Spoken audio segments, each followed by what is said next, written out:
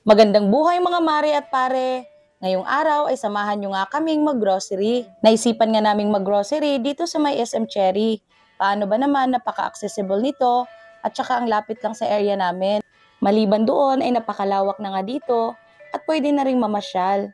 O mga mare at pare, sumama na nga rin ako kay Papa para mag-grocery. Okay na naman ako at safe na ako for delivery, kaya naman nagpapatagtag na rin ako kahit papano. Kaya naman, isang mabuting daan din ito nang sa ganun ay masanay na ako sa paglalakad-lakad at bumaba na rin si baby para okay na tayo for labor.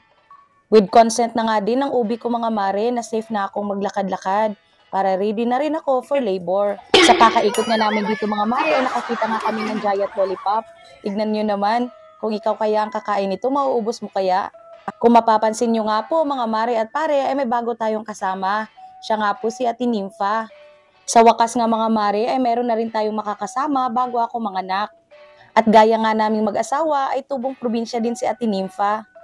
Kabaryo ko nga siya mga mare at lubos nakakilala. Naalala ko pa nga noon, nung kabataan ko ay madalas kami sa kanila magtambay. Paano ba naman, medyo may edad sila sa amin. Kaya naman kapag naiisipan namin na kumuha ng panggatong sa bukid ay kasama namin sila. Paano ba naman, pumapayag talaga si mama kapag sila ang kasama namin. Oo mga mare, umaakyat kami sa bukid at kumukuha ng mga panggatong. Alam nyo naman sa probinsya mga mare, hindi uso yung gasol. Hindi naman sa hindi uso mga mare pero alam nyo naman sa probinsya, talagang nagtitipid yung mga tao doon, lalong-lalo na yung mama ko. Hindi ko naman sa nila lahat, pero yung mama ko talaga ay sobrang napakakuripot. Shout out sa mama ko dyan na nanonood.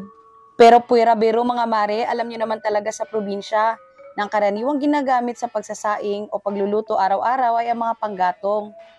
Kaya naman, umaakyat kami ng bukid para makakuha ng mga panggatong kasi mas marami doon. Siyempre mga mare, yung pag-akyat-akyat namin sa bukid noon ay sabay bulakbol na rin. Nangunguha kami ng bunga ng bayabas at kapag nakarami ay pwede naming ibenta at gawing pera.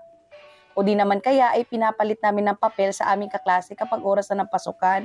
Ang dadlal ko na siguro mga mare, nalaman nyo tuloy yung kwento ng kabataan ko. O siya, balik tayo dito sa pag-grocery namin. Sa bahay pa nga lang kami ay nagtatanong na nga sa akin sa Ate Nympha. Matanggal ang mga milas, ma'am. Gusto niya raw matanggal itong mga bakas ng kahapon niya sa mukha niya. Kaya naman sabi niya gusto niyang gumamit ng glutathione. Kasi nung kabataan daw niya o dalaga pa siya, ayun lang daw yung ginagamit niya at very effective daw sa kanya. Ibinili ko na nga rin siya ng pabango at pumunta rin kami dito sa PH Care area. Dili man ni adlaw-adlaw una.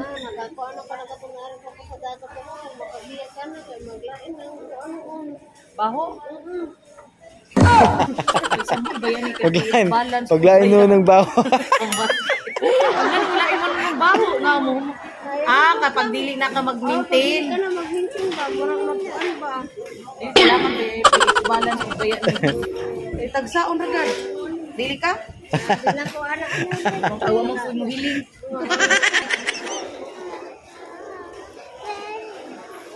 I love you, Mommy. Nakapag-grocery nga tayo ngayon mga mare dahil katas ito ng gift check ni Papa.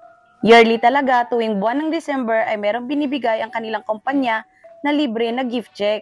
At depende yun sa years of service mo. Kaya tuwang-tuwa na naman yung kumarin yung buntis dahil kahit papano ay nakatipid tayo at nakalibre tayo ng grocery. Tunay nga namang ito na ang kaligayahan nating mga nanay. Ang makitang puno yung ref natin at may stocks tayo ng pagkain sa bahay. Kaya naman shout out sa kumpanya ng asawa ko sa Goldilocks. Salamat po sa binibigay ninyong gift check taon-taon. At di na nagpatumpik-tumpik pa mga mare, sinalang ko na nga agad yung set ng carbonara. At nagluto na ako dahil ito na yung hapunan din namin ngayon. Kaya naman, sa sobrang saya ni kumarin yung buntis ay napasayo na rin ako. So ayun lang, stay safe and be kind!